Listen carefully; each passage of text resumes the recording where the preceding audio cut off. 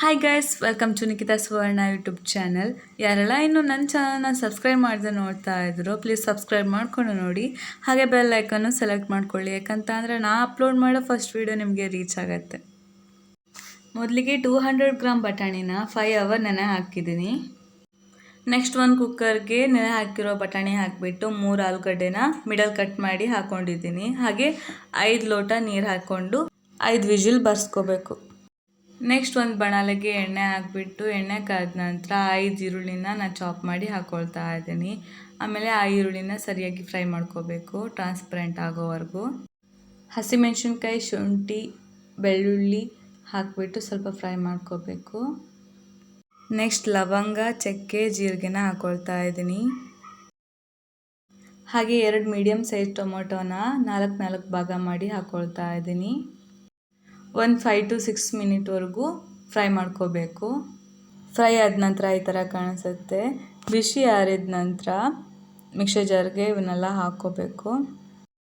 Next ಇದಕ್ಕೆ 1 ಹಿಡಿ ಕೊತ್ತಂಬರಿ ಸೊಪ್ಪು ಹಾಗೆ 1 ಹಿಡಿ ಪುದೀನ ಹಾಕ್ಕೊಳ್ತಾ ಇದ್ದೀನಿ. ಹಾಗೆ ಆವಾಗಲೇ ಬೇಯಿಸಿಟ್ಕೊಂಡಿದ್ನಲ್ಲ ಕುಕ್ಕರಲ್ಲಿ ಬಟಾಣಿನ, ಅದನ್ನು 2 ಟೇಬಲ್ ಸ್ಪೂನ್ ಹಾಕ್ಕೋಬೇಕು. ನೆಕ್ಸ್ಟ್ ಇದನ್ನು ಚೆನ್ನಾಗಿ ಪೇಸ್ಟ್ ಮಾಡ್ಕೋಬೇಕು. ನೆಕ್ಸ್ಟ್ ಆವಾಗ ಕುಕ್ಕರಲ್ಲಿ ಬೇಯಿಸಿಟ್ಕೊಂಡಿರುವಂಥ ಬಟಾಣಿ ಮತ್ತು ಆಲೂಗಡ್ಡೆನ ಸರಿಯಾಗಿ ಚೆನ್ನಾಗಿ ಸ್ಮ್ಯಾಶ್ ಮಾಡ್ಕೋಬೇಕು. ಇದೇ ಥರ ಮಧ್ಯ ಬಟಾಣಿ ಕಾಣಿಸ್ಬೇಕು. ಇದೇ ಥರ ಇದ್ದರೆ ಸಾಕು. ಆವಾಗ ಪೇಸ್ಟ್ ಮಾಡಿದ ಮಸಾಲೆ ಇದೆಯಲ್ಲ, ಇದೇ ಕನ್ಸಿಸ್ಟೆನ್ಸಿ ಇದ್ದರೆ ಸಾಕು. ಆಮೇಲೆ ನೀರು ಹಾಕ್ಕೊಳ್ಬೋದು. ನೆಕ್ಸ್ಟ್ ಒಂದು ಬಾಣಲೆಗೆ ಸ್ವಲ್ಪ ಎಣ್ಣೆ ಹಾಕ್ಕೊಳ್ಬೇಕು. 1 ಟೇಬಲ್ ಸ್ಪೂನ್ ಜೀರಿಗೆ, 1 ಟೇಬಲ್ ಸ್ಪೂನ್ ಧನಿಯಾ powder, 1 tablespoon turmeric powder ಇದನ್ನು ಹಾಕ್ಬಿಟ್ಟು ಸರಿಯಾಗಿ ಫ್ರೈ ಮಾಡ್ಕೋಬೇಕು. ಹಾಗೆ ನಾವು ಆವಾಗ ಮಸಾಲ ಮಾಡ್ಕೊಂಡಿದ್ವಲ್ಲ ಅದನ್ನು ಹಾಕಬೇಕು. ಹಾಗೆ ಜಾರಲ್ಲಿರೋ ಮಸಾಲೆಗೆ ಸ್ವಲ್ಪ ನೀರು ಹಾಕ್ಬಿಟ್ಟು ಅದನ್ನು ಹಾಕ್ಕೊಳ್ಬೇಕು. ನೆಕ್ಸ್ಟ್ ಇದನ್ನು ಸರಿಯಾಗಿ ಫ್ರೈ ಮಾಡ್ಕೋಬೇಕು. ಈ ಪಾತ್ರೆ ಸಾಕಾಗಲ್ಲ, ಸೊ ನಾನು ಕುಕ್ಕರಲ್ಲೇ ಮಾಡ್ಕೊಳ್ತೀನಿ. ಆವಾಗಲೇ ಕುಕ್ಕರಲ್ಲಿ ಸ್ಮ್ಯಾಶ್ ಮಾಡಿ ಇಟ್ಕೊಂಡಿದ್ವಲ್ಲ, ಅದಕ್ಕೆ ಈ ಮಸಾಲೆನ ಹಾಕ್ಕೊಳ್ತಾ ಇದ್ದೀನಿ. ಇದನ್ನು ಸರಿಯಾಗಿ ಮಿಕ್ಸ್ ಮಾಡ್ಕೊಳ್ಬೇಕು. ನೆಕ್ಸ್ಟ್ ಇದಕ್ಕೆ 2 ಗ್ಲಾಸ್ ನೀರು ಹಾಕಬೇಕು. 15 ನಿಮಿಷ ಆಗೋವರೆಗೂ ಬೇಯಿಸ್ಕೊಂಡು ಕುದಿ ಬರುತ್ತೆ. ಕುದಿ ಬಂದ ನಂತರ ಸಾಲ್ಟ್ ಹಾಕ್ಕೋಬೇಕು, 2 ಟೇಬಲ್ ಸ್ಪೂನ್. ನೆಕ್ಸ್ಟ್ ಮಸಾಲ ಪೂರಿಗೆ ಮಸಾಲ ರೆಡಿಯಾಗಿದೆ.